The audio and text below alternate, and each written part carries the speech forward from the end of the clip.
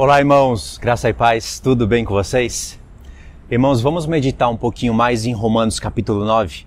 Eu quero insistir nesse assunto porque a gente tem que trabalhar melhor as ideias de Romanos 9, a ideia no geral de Romanos 9, de Romanos num todo, e entender a justiça de Deus. Se a gente não procurar entender a justiça de Deus e explicar a justiça de Deus de maneira justa, não de maneira injusta, mascarada, para depois a gente ter que ficar falando que as coisas que parecem injustas é mistério. Se a gente não procurar fazer isso, a gente vai cair nesse golpe calvinista. E é necessário a gente saber explicar, irmãos, a nossa salvação, a salvação do mundo, a justificação. Então, nunca, pelo menos aqui enquanto nós vivemos nessa terra, esse assunto, esse debate, nunca pode ter fim, porque nós estamos ensinando a justiça de Deus, e sobre isso tem muitas coisas para falar. Lá no Japão, há 8, 9 anos atrás, quando eu gravava vídeo refutando o calvinismo e ensinando a justiça de Deus, eu achava que eu tinha falado demais. Eu nem sequer sabia que esse assunto jamais poderia parar de ser falado. Aliás, eu explicava coisas boas, mas hoje eu explico com muito mais facilidade, com muito mais eloquência também. E por haverem poucas pessoas que sabem falar do assunto, e por haverem muitas pessoas que leem livros do Calvino, sermão do Charles Spurgeon e de outros pregadores, e pessoas que ficam inspiradas nesses sermãos, por incrível que pareça, a reforma protestante, na parte do calvinismo, se proliferou. Então, não há quem consiga explicar a razão dessas coisas. Por isso que vocês podem perceber, na tentativa de alguns reverendos, pastores, tentar explicar a justiça de Deus, no final ali da conta acaba saindo injusto. Mas eles mascaram essa justiça, e eles falam que o que eles não sabem explicar é mistério. E se questionar, já tem um texto. Quem és tu? Para questionares a Deus. É assim e pronto. Só que como eu já falei antes, eu não vou ficar repetindo todos aqueles bons argumentos que eu falei antes, nesse vídeo. Mas só para relembrar, eles nunca vão aplicar a teoria deles dentro da sua própria casa e dentro da sua própria congregação. E isso seria injusto. Acontece que eles se considerarem vasos de glória, é glória. E os outros que Deus poderia ter feito vasos de glória, mas fez vasos de ira, é justiça. E não há nada de justo nisso. Só haveria justiça se essas pessoas se colocassem em uma situação em que elas se fizessem vasos de ira. Aí seria justiça, irmãos. Provocou a ira em Deus. Justo. Como que pode Deus... Eu sei que Deus é o oleiro e tanto o vaso de glória como o vaso de ira estão nas mãos do oleiro. Mas você tem que entender o processo de fazer essa massa e de fazer esse vaso e a utilidade. E sabe por que as pessoas não entendem? Simplesmente porque elas não vão conferir as passagens que Paulo cita e o contexto dela, é claro. Quando Paulo cita uma passagem da lei ou do profeta, por exemplo, no que diz respeito a vaso e oleiro, irmãos, tem uma multidão de passagens que começa na lei e depois vai para os profetas, aonde nós vemos como Deus age com o barro, como o oleiro age com o barro, e não é nada daquilo que os calvinistas falam. Então, não é apenas detectar de onde a passagem foi tirada. Foi tirada de Isaías 45. Vai lá, lê só a referência e volta para Romanos 9. Está errado. Sem contar que só em Isaías aparece 4 ou 5 vezes o oleiro e o barro. E Paulo tinha na mente todas essas passagens. E aí a gente consegue identificar uma parte da justiça de Deus. É um assunto lindo. Lindo que eu vou falar aqui de maneira resumida, mas eu vou criar mapas mentais para a gente fazer esse estudo em live, numa live bem elaborada. E vou continuar falando disso. Então, Isaías é um profeta que nos dá um ângulo da justiça do oleiro trabalhando no barro, seja ele para ira ou seja para glória. Jeremias é outra parte, onde você tem o oleiro, o barro. E aí tem Jeremias capítulo 18 e 19. É lindo, é incrível. E Paulo tinha isso na mente porque nós percebemos que ele cita as duas casas de Israel em Romanos 9 a partir do verso 22. E o que tem a ver isso que eu falei? O que tem a ver é que em Romanos 9, a partir do verso 22, Paulo cita a casa de Israel que está sendo falada em Jeremias 18, o oleiro e o barro. Em Jeremias 19 está a casa de Judá, como o barro, o vaso de barro. E não é só isso, irmãos. No próprio Novo Testamento, nós temos uma outra passagem de Paulo, quando ele fala de vasos de ira e de glória, que ele já dá um ângulo a mais. Se você, pelo menos, somar essa parte de Romanos 9, de vasos de ira e de glória, com o que Paulo fala para Timóteo, eu não lembro se está na primeira e na segunda carta, me escapou aqui as anotações que eu fiz, mas não tem problema, tá? Foi falado para Timóteo.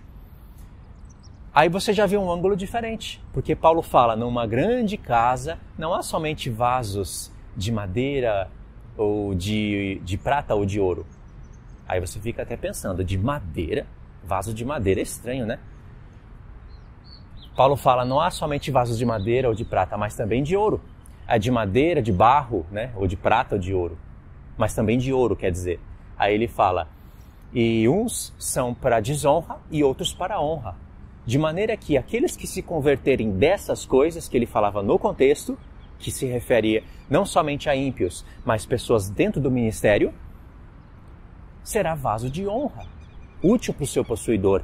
Aí você pensa que Paulo, sei lá, olhava para as casas dos homens apenas, né? Apenas observava isso dentro das casas dos homens e via variedades de vasos e imaginou por si mesmo, assim, nossa, uma boa parábola para falar de homens. E não é. É claro que tinha vasos nas casas dos homens e tem até hoje. Não tem? Na minha casa não tem, mas em muitas casas tem vasos de barro, vasos de prata, vasos de bronze até, vasos de ouro. Isso tem que ser casa rica, né? Mas tem. E os vasos de ouro são os mais honrosos. Agora, o incrível, admirável, é que o apóstolo Paulo tirou isso da casa de Deus. Uma grande casa, ele se referiu à casa de Deus. E precisamente a que Salomão edificou. Nós vamos ter 5 tipos de vasos. Começou no tabernáculo de Moisés. Mas no templo que Salomão edificou, aí tudo se multiplicou, né? São 10 menorá, são 10 mesas de pães da proposição. Então se usa muito mais bacias. Porque você não pode procurar só a palavra vaso, e sim vaso. Tem que procurar a palavra utensílio e bacias. Aí você vai encontrar tudo que Paulo está falando. E eu encontrei tudo no livro da lei. Vamos estudar sobre isso. E é necessário isso? Obviamente que é. Porque quando o apóstolo Paulo falou, numa grande casa não tem somente vasos de barro, ou de madeira, ou de prata, mas sim também de ouro. Ele tirou isso da casa de Deus. Lógico. Ele está fazendo uma citação breve para que nós meditássemos. E, bom, no livro da lei tem muitas instruções. Tinha vaso de barro, que ainda era útil para o seu possuidor, mas depois que ele fosse contaminado, ele tinha que ser quebrado. Agora tinha outros vasos de barro que não eram quebrados. E tinha vasos até de bronze. Paulo não cita bronze, porque o bronze realmente... não entendi muito bem a parte profética de bronze. Não sei, talvez um vaso que passe por um castigo. Faz sentido, porque na palavra de Deus, prata, ouro e bronze, ela tem significados. Para o comércio e para o que remonta ao reino da besta, a estátua, é um significado. Para o reino de Deus é outro. O tabernáculo está sobre bases de prata. O tabernáculo. Não foi à toa que Deus fez isso. Então, irmãos, é assim, os vasos estão falando isso. E nós temos 5 tipos de materiais. vasos de barro, 2, madeira, 3, prata, 4, bronze, ouro, 5, 5, ouro. 5 tipos de materiais. E tudo isso fala de homens. E é linda a história. É 1 hora para a gente estudar isso. 1 hora com um raciocínio bem meditado já. E Paulo resumiu tudo isso em uma única passagem de Timóteo. Então os calvinistas não compreendem isso. Estão longe de compreender. Mas se você pelo menos somasse Romanos 9 na parte do vaso de ira e de glória com o que Paulo fala para Timóteo, irmãos, já daria uma luz. Porque o apóstolo Paulo está falando que a possibilidade de vasos de barro, que são iras, vasos de ira, se converterem em vasos de glória. Vou explicar isso para vocês. O oleiro é Deus. O vaso é o homem. E o apóstolo Paulo, em Efésios 2, diz: quando nós éramos filhos da ira, Jesus veio sobre nós e nos ressuscitou juntamente com ele. Paulo fala, nós éramos filhos das trevas, filhos da ira. Vaso, mas de ira, que Deus converteu em vasos de glória.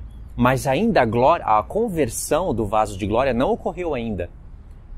Nossa, é até difícil de falar nisso, irmãos, porque o vaso de glória, ele é o vaso de ouro, e isso só vai acontecer na glorificação.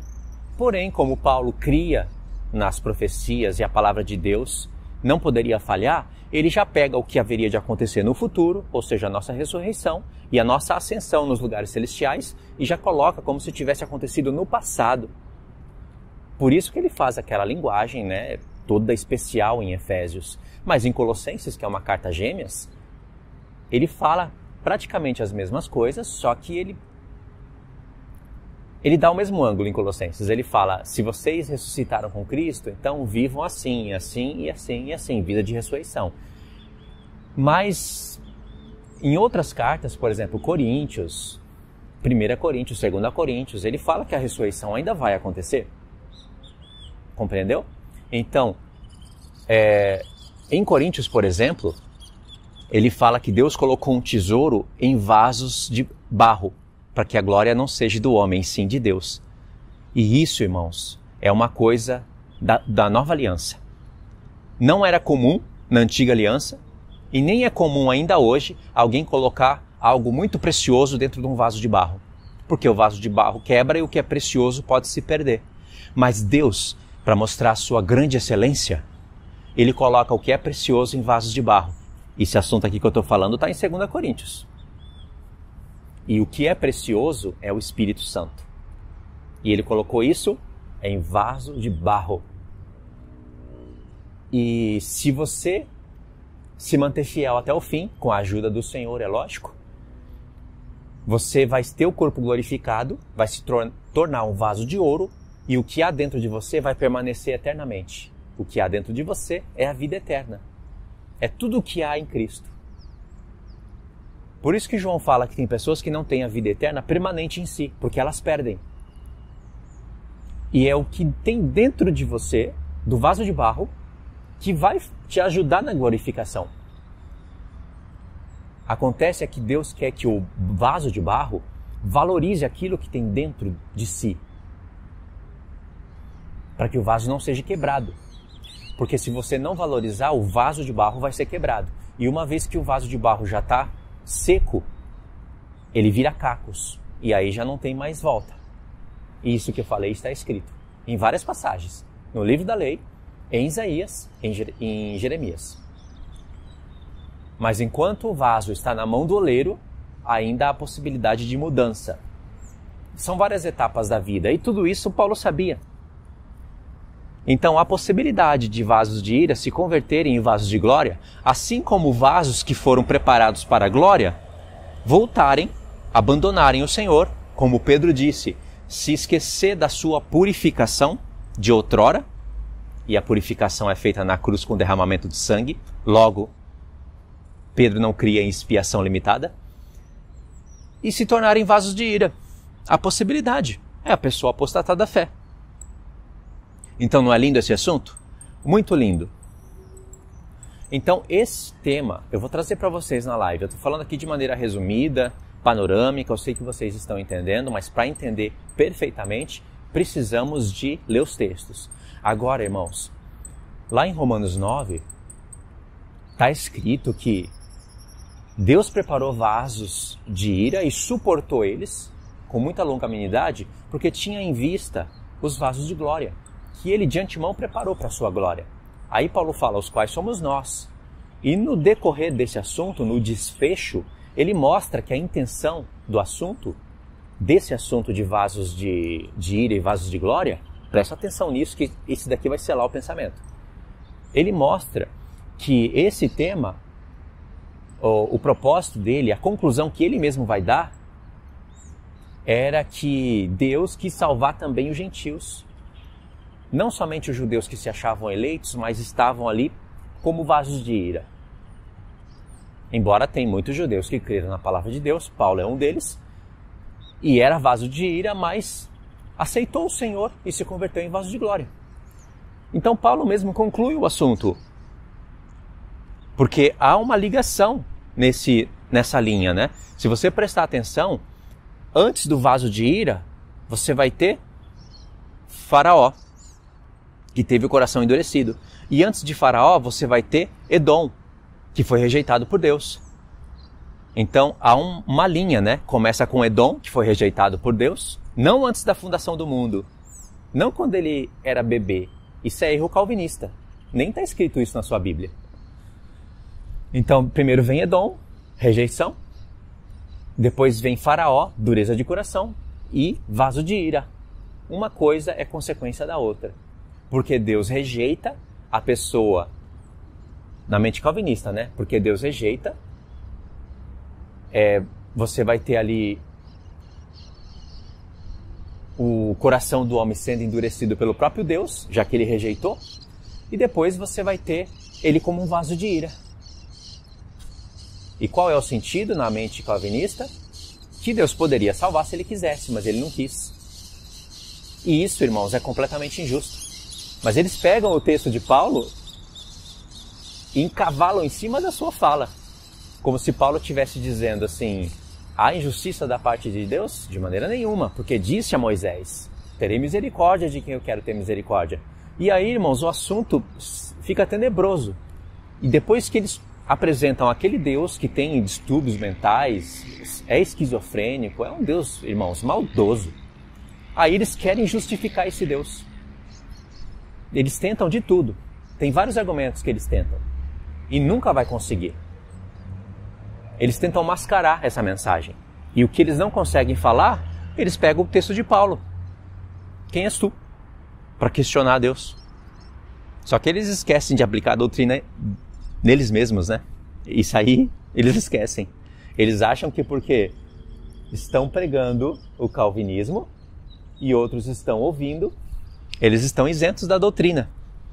O efeito calvinismo na parte negativa não cai sobre a casa deles, sobre a família deles, cai sobre outros. Justiça. Quem disse, né? Quem disse que isso é assim? O que torna uma pessoa, na mente deles, o que faz de uma pessoa eleita antes da fundação do mundo é se Deus amou. Deus amou, então ela é eleita antes da fundação do mundo, e aqui no tempo ela só nasce para ter fé e ser salva. Fé seria uma consequência da eleição, na cabeça deles. Então, na cabeça deles mesmo, eu estou usando a teoria deles agora, o que define uma pessoa eleita não é se ela prega o calvinismo ou não, se ela é reverendo ou pastor, é se Deus amou ou não. Então, nenhum calvinista está isento da própria doutrina. Senão eles teriam que falar que aqueles que foram eleitos antes da fundação do mundo pregam e crerão no calvinismo. Sim, todas as denominações têm pessoas odiadas e amadas antes da fundação do mundo, aspas, então dentro da igreja presbiteriana também tem. E nós podemos pegar os próprios exemplos bíblicos que eles usam para colocar contra eles. Mas infelizmente eles não aceitam isso. Eles nem falam disso.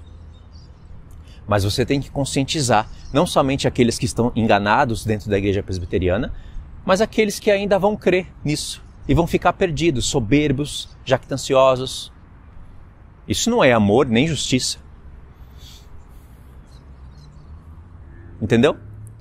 Então, não faz sentido, presta atenção, não faz sentido Deus predestinar uma pessoa para provocar ira nele. Faz sentido isso para você? Deus te predestinar para você provocar a ira nele? Porque os vasos de ira são aqueles que provocam a ira em Deus. Mas essas pessoas só provocarão a ira em Deus porque Deus predestinou elas para provocarem a ira nele. Não faz sentido, irmãos. Deus falar assim, eu quero escolher aquela pessoa ali para provocar a ira em mim. Isso não é Deus. É qualquer coisa menos Deus. Mas eles acham que isso é justo. Para eles é injusto que Deus possa salvar uma pessoa, queira ter a intenção, mas essa pessoa se rebele contra ele, não quer a salvação e Deus não salve. É injusto isso para eles. E o que é justo é que Deus possa salvar, mas Deus não queira. Porque aí a soberania dele se destaca. Irmãos, não são eles que vão escolher e destinar, predestinar como que Deus vai exercer a sua soberania. Deus não precisa ser esse Deus carrasco, tirano, maldoso, para ser soberano. Um soberano pode todas as coisas, então Deus pode salvar o homem com poder de escolha. E aí sim faz sentido pessoas rejeitarem o Senhor e não escapar da vontade dele, que é receber um julgamento conforme a reta justiça. Então, eles tentam mascarar isso. Tem alguns que vocês conhecem, chega até o ponto de ir nos púlpitos das igrejas, que para mim, para passar vergonha em público. Mas para mim, passar vergonha em público, né? Mas, ao mesmo tempo, enganando o povo de Deus. E que Deus vai julgar os pecados do homem. Deus predestinou os nossos pecados, sim, mas de uma maneira em que nós nos tornamos responsáveis pelos nossos próprios pecados. Que loucura é essa, irmãos? E aí eles falam, não, Deus não fez nada. Deixou o homem. Na mente deles isso seria justo, sabe por quê? Porque eles inventaram um argumento que não existe em nenhum lugar da palavra. Que Deus poderia ter matado todo mundo. Ele seria justo. Adão pecou, ele mataria todo mundo. Então ele seria justo. Mata todo mundo, isso é justo. Ou seja, um Deus com um plano frustrado, doente, vai-se e destrói tudo. E seria justo. Nunca seria justo, nunca seria soberano se ele fizesse isso, e seria um Deus com um plano frustrado. Quem seria o anjo que queria seguir um Deus desse? Eu prefiro me matar a servir um Deus desse. Quando der na telha dele, ele me mata. Isso não é amor, nunca foi, mas isso na mente do calvinista é justo. Por isso que Deus não revela coisas para eles. Olha onde eles vão achar justiça. Não tem justiça nisso. Então, mas esse é o argumento que eles têm que dar para tentar explicar o porquê que Deus odeia uns antes da fundação do mundo e salva outros. E mesmo eles tentando explicar, eles falam, não, esse é mistério. Ninguém sabe o porquê, mas eles tentam explicar. Eles usam esse argumento para tentar justificar o que é injusto. O que é injusto não tem como justificar. O que é amargo não tem como fazer doce.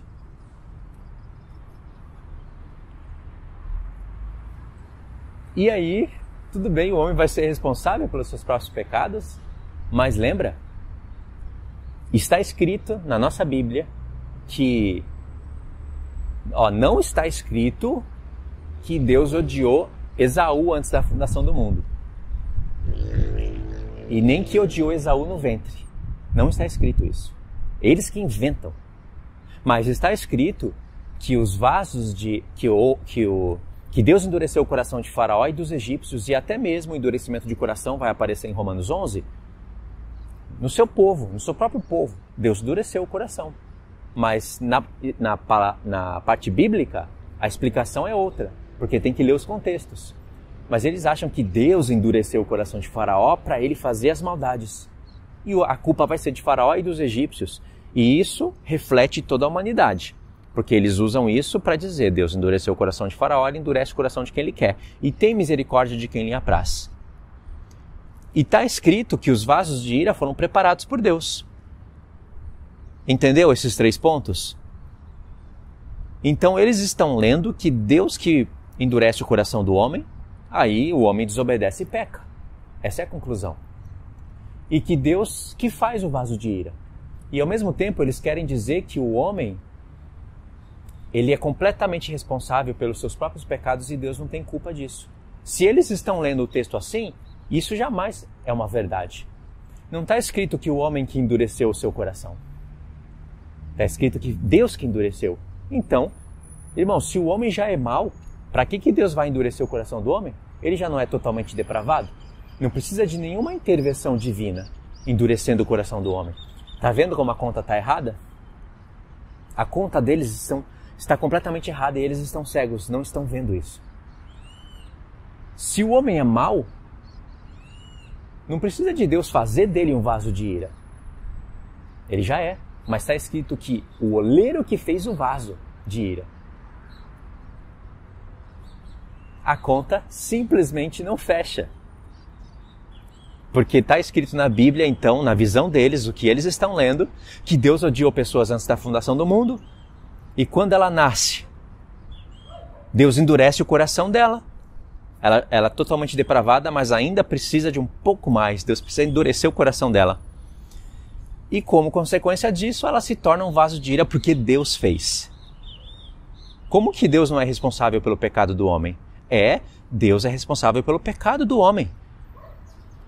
Ou seja, tem homens calvinistas que são mais consistentes na sua linha, são mais coerentes. E por isso eles são mais diabólicos ainda. Eu tenho que falar isso. Infelizmente isso eu tenho que falar. Eu quero ter mais moderação nas palavras, mas isso não tem como ocultar. John Piper, ele diz que todos os pecados do mundo são planejados por Deus. Cada ato de pecado, qualquer nível de morte, qualquer guerra, qualquer ação, Deus determinou. Porque ele está sendo fiel ao que ele está crendo. Foi Deus que endureceu o coração do homem? Ou foi o homem que se endureceu? Foi Deus que endureceu. O homem que se fez vaso de ira? Ou foi Deus que fez o vaso de ira? Foi Deus. Então, irmãos, os pecados, Deus que é responsável. Não tem como dizer que o homem que é responsável. Foi Deus que fez. Entendeu? Então, homens como John Piper e como João Calvino, eles não tentam mascarar o que eles acreditam. Eles são macho. Eles falam. Agora tem calvinistas que tentam mascarar isso. Não, você não está entendendo, é mistério. Mas ele explica o mistério. O homem é completamente responsável pelas suas obras. E Deus não tem culpa disso. Se ele amou e não amou, isso daí a gente não sabe o porquê. Fala aí, fala a verdade. Tem gente que acha isso bonito ainda. Ô, glória! É porque ela não parou para pensar, né? Não parou para pensar que ainda que ela ou ele fossem os glórias, os vasos de glória, não quer dizer que Deus amou todos da sua casa. Mas a cegueira é tão grande que eles nem param para pensar.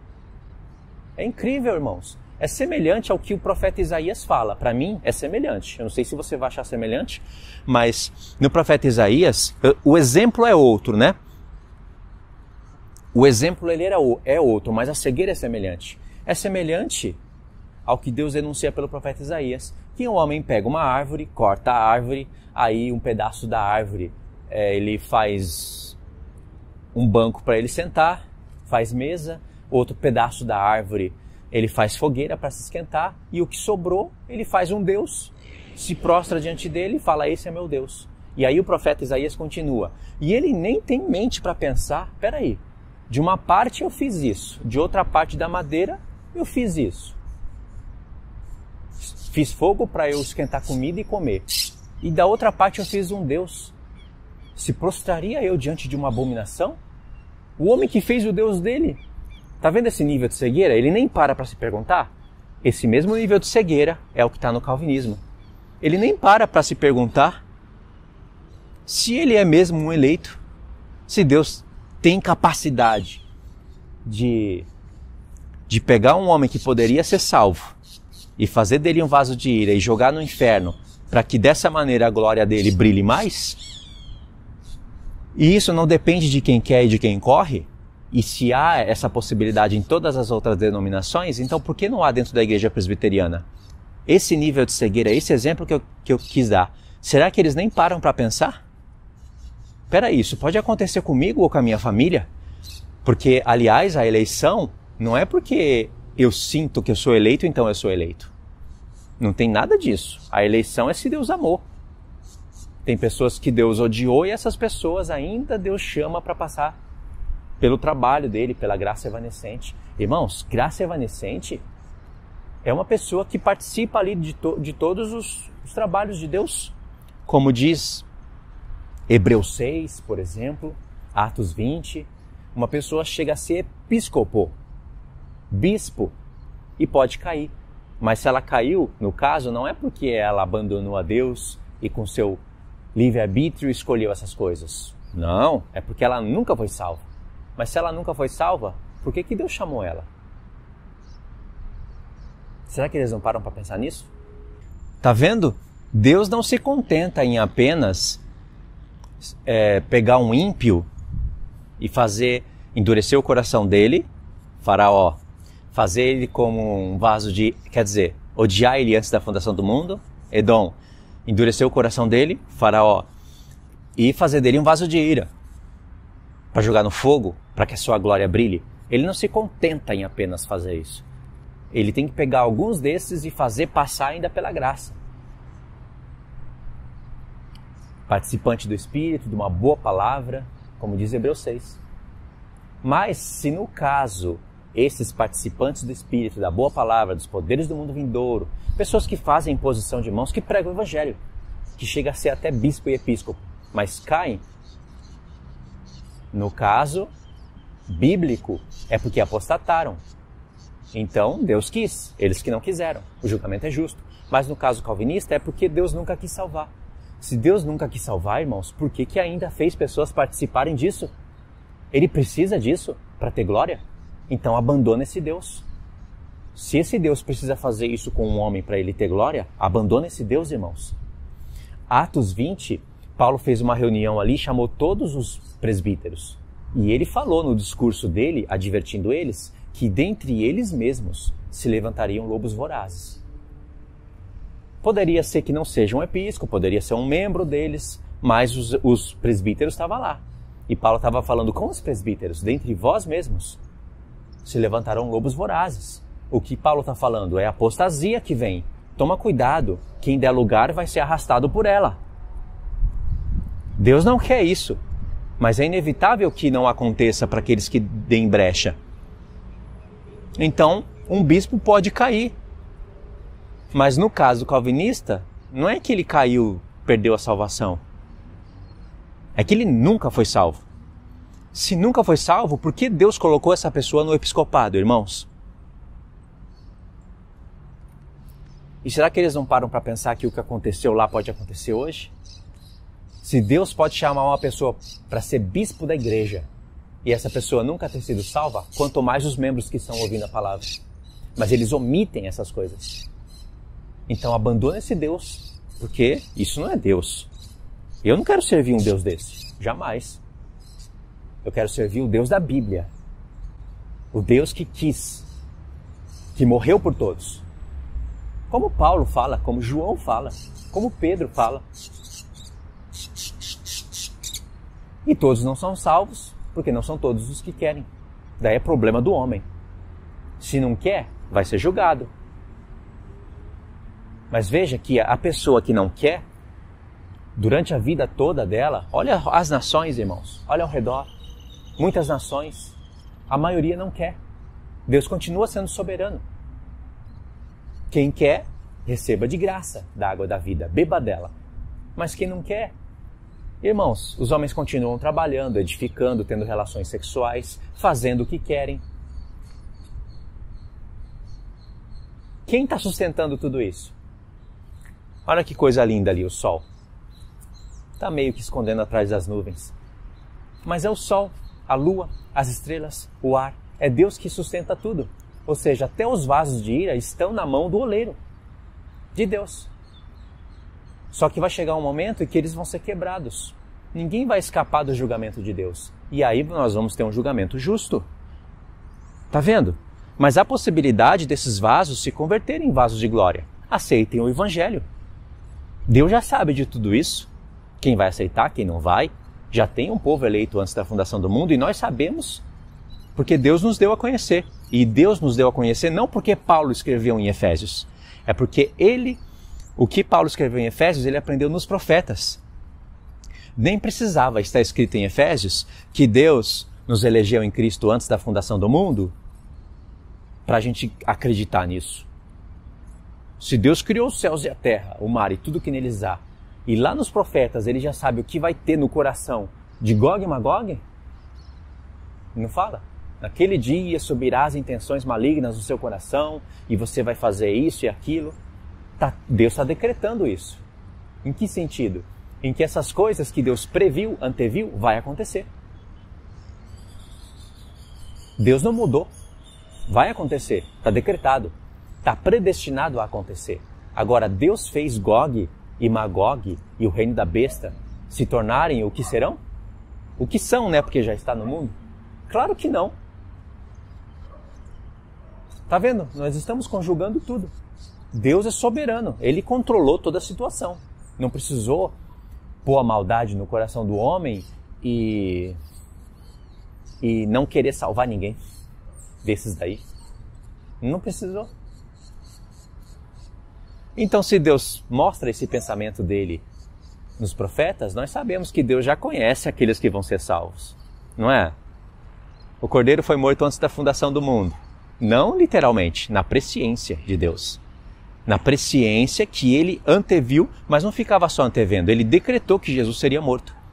E se ele viu que o filho dele seria morto, se ele mesmo viu a sua morte, então ele viu quem iria escolher o seu filho e quem não iria escolher.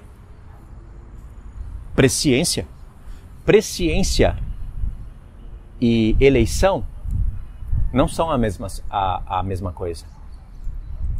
Presciência e predestinação não são as mesmas coisas. Presciência e decreto. Não é. Deus não ficava só prevendo, mas também não ficava só decretando. Né? Olha só para onde esses calvinistas nos arrastam. Para um campo filosófico. São coisas que não precisaria estar falando. Mas agora tem que falar para separar uma coisa da outra. Tem que separar o santo do profano. Então, num próximo vídeo, eu estou falando aqui mais abertamente, as coisas vêm na mente, eu vou falando, então o vídeo fica longo, né? No próximo vídeo, eu vou falar de uma maneira mais resumida dentro de Romanos 9. E não vou parar nisso. Nós vamos fazer uma live com gráfico para vocês entenderem cada palavra do apóstolo Paulo dentro de Romanos 9. Entendeu? Então, eu falei de Romanos 9 nesse vídeo, mas não concluí. Eu sei que eu não concluí. Quando eu cheguei lá em Romanos 9, 22, ele está falando de vasos de ira e vasos de glória, né? Que Deus suportou com longanimidade os vasos de ira, porque tinha em vista os vasos de glória, os quais somos nós. Aí Paulo fala, ele conclui, a quem Deus chamou não somente dentre os judeus, mas também dentre os gentios. Ou seja, a intenção do apóstolo Paulo, desde o comecinho do capítulo, era mostrar que é justo Deus dar a salvação para os gentios. E os judeus estavam questionando a justiça de Deus, falando isso é injusto, não pode, nós somos o povo eleito. E estava escrito no livro da lei que eles eram o povo eleito, mas Paulo provou que a eleição não era pelas obras, e sim pela fé em Cristo. As obras seriam um tipo de aio, mas o propósito de Deus e a eleição para ficar firme era naquele que chama. E Deus chamou Jacó e Esaú antes deles nascerem, antes de fazerem o bem ou o mal. Não significa que Deus não estava olhando, prevendo o mal e o bem que eles fariam. Aí alguém pode falar, mas isso não tem nada a ver, porque foi antes da lei. Justamente Paulo pega esses dois exemplos porque foi antes da lei. Ele está querendo provar que as promessas feitas a Abraão foi antes da lei. Ele faz um contraste em Gálatas, que é o mesmo assunto, de Abraão e Moisés, mostrando que a justificação dos homens, a salvação, que foi assim que Deus elegeu e predestinou, foram pelas promessas antes da lei e não na lei.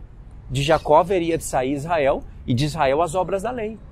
E praticando o homem, viveria por ela. Estava escrito, foi Deus que falou. Isso teria uma data de validade até vir Cristo. Mas o que Deus elegeu para a salvação de todo o homem não eram as obras da lei, as quais os judeus queriam que as nações entrassem, se quisessem fazer parte do Deus de Israel. E Edom foi colocado ali para mostrar o contraste entre aqueles que têm o direito de primogenitura, mas rejeitam isso pelas obras da carne, por comida e bebida. Isso reflete, sim, é assunto entre as nações, não somente de eleição, mas de salvação também. Eu sei que tem pessoas que tentam explicar que ali só está falando de eleição, mas não é, está falando de salvação também. Só que você tem que saber conjugar e entender os exemplos. Foi o melhor exemplo que Paulo encontrou, Jacó e Esaú. Não significa, quando Paulo fala que eles não tinham feito bem ou mal para que o propósito de Deus permanecesse firme na eleição, não por aquele que chama e não por obras, já foi dito a ela, falando ali dos pais, né, de Abraão, Isaac, Jacó, das suas mulheres e seus filhos. Não quer dizer que Deus ignorava as obras más e boas. Israel praticava as obras da lei e eram obras boas. Eram coisas que Deus mesmo chamou de santa e disse, fazendo o homem viverá por elas. Obras da lei. Mas o propósito de Deus tinha alianças, né? O propósito de Deus era que essas obras da lei fossem cobrindo os pecados do povo até vir Cristo. Porque a eleição estava em Cristo, no eleito de Deus. E os judeus achavam isso injusto e queriam questionar a justiça de Deus. E Paulo já deu todos os argumentos ali, que eram argumentos necessários para que eles entendessem que a salvação, pela eleição de Deus, já estava determinada em Abraão e não em Moisés. Esse é o tema, irmãos. Por isso que desde o começo da carta, no capítulo 4, Paulo começa a introduzir a ideia de Abraão. Romanos 4, só o 4 já te ajuda a entender o 9. Que Abraão não foi salvo por obras. E contrastou com Moisés. Em Gálatas, Paulo faz isso também. Entender o ponto? Então, lógico que Deus estava olhando as obras más e boas que ambas as nações iriam praticar, iria refletir em todo mundo. Só que Deus não precisa esperar nascer e acontecer para ele eleger. Ele já faz o chamado antes, para que o propósito fique firme na eleição, naquele que chama. Mas aquele que chama vê as obras dos homens. Tanto é que ele vai julgar o bem ou o mal de cada um. Em Romanos 2, Paulo explica o que é vaso de ira, que a vida eterna está sendo retribuída segundo as obras, não as obras da lei, mas as obras que vêm pela fé em Cristo. Porque a fé em Cristo deve te gerar obras. Irmãos, a explicação é limpa, nítida, perfeita. Mas eles que corrompem isso. Tá bom? Então esse vídeo eu paro aqui. Espero que vocês assistam ao próximo vídeo. Queria deixar um comunicado também para vocês, que eu estou precisando desligar já aqui. Na descrição do vídeo, no meu comentário fixo, eu queria que vocês lessem. Tá bom? Tem pessoas que me ajudam aqui no Brasil. E até hoje eu sou grato por elas. Mas algumas pessoas não ficam muito tempo ajudando. Algumas ficam, permanecem. Cada um tem a sua escolha, não é? Não é obrigado a ajudar e nem ficar o tempo todo ajudando se quiser ajudar. Mas muitas pessoas saíram. Então, quando eu vejo que um número determinado sai, aí eu já começo a convidar pessoas para ajudar. Para me ajudar aqui no Brasil. A ajuda é voluntária, assim que foi formado o grupo voluntariamente. Se você quiser fazer parte disso, vou deixar o link na descrição. É um link do WhatsApp, onde uma irmã gerencia para mim, me ajudando desde quando eu vim no Brasil. E aí ela tem me ajudado gerenciando o grupo. Outros irmãos também trabalhavam, mas eles saíram. Então, acho que já faz um ano, né, que eu não faço convite nenhum e nem deixo o link na descrição. Faz um ano já. Mas agora eu vou começar a deixar em alguns vídeos, tá? Porque aí, quanto mais irmãos entrarem para ajudar, melhor. Porque quando as pessoas entram, elas podem ajudar o tanto que quer e o tempo que quer. Tem um tempo que elas param de ajudar e não precisam nem dar satisfação. elas já ajudaram, né? Quem permanecer ajudando, bênção. Bem, muito bem. Ajuda no ministério da pregação. Mas quem não pode, não pode. Cada um tem sua razão, tá bom? É tudo voluntário e de Deus. Essas coisas vêm de Deus, nós teremos que dar conta de tudo isso para Ele, né? Pelo menos eu, por exemplo. E as pessoas que ajudam e receberão de Deus a sua recompensa. Seja aqui ou seja no tribunal de Cristo. Então eu abro de novo esse convite para alguns irmãos. E se você já está aqui comigo, me ajuda, muito obrigado, tá? Deus te abençoe. E se você não ajuda, tem a oportunidade de ajudar. Eu vou deixar para vocês o link na descrição, tá? Em alguns vídeos eu vou falar isso daí, já falando aqui para vocês entenderem, né? Que em alguns vídeos eu vou começar a falar assim já no final. Tá bom? Muito obrigado então, irmãos. Deus abençoe a todos. Fiquem na paz. Próximo vídeo, nós vamos falar de Romanos e eu vou planejar uma live para a gente falar sobre isso daí, como eu falei no início do vídeo. Tá? Deus abençoe. Fiquem na paz.